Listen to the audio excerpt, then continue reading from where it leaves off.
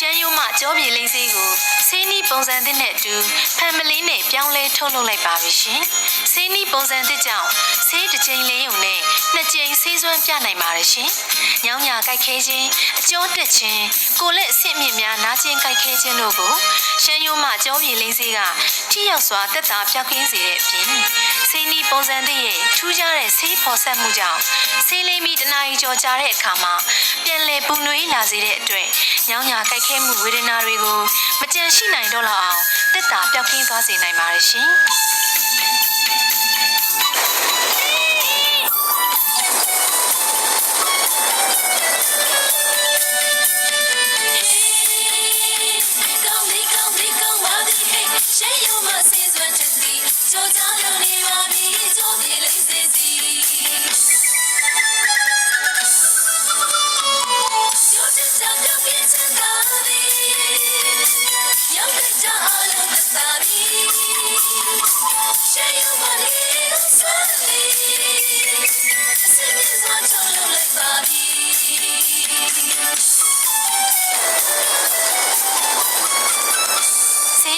ပုံစံသစ်နဲ့ထုတ်လုပ်လိုက်တဲ့ရှမ်းရိုးမှ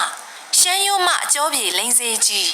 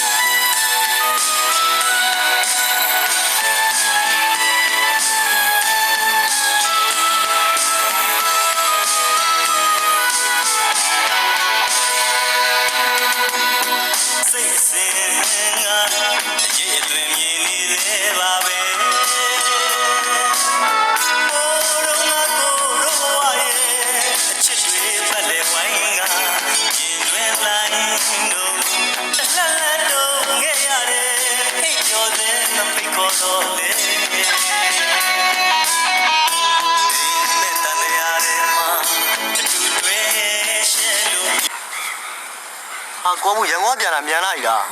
ကောင်းပြောတော့မပြောရင်ရှောက်လာပြောရင်တနစ်ဆို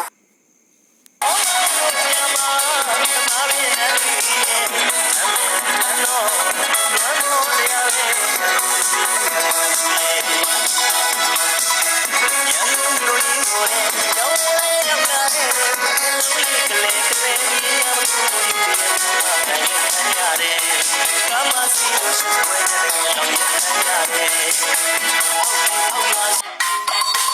မရှိတဲ့ဆွေမျိုးညာကြီးမောင်မိပါတွေပဲဒါကြောင့်လေလေယူနောက်လို့တွေဦးပေါက်ရင်ရောက်သွားကြမယ်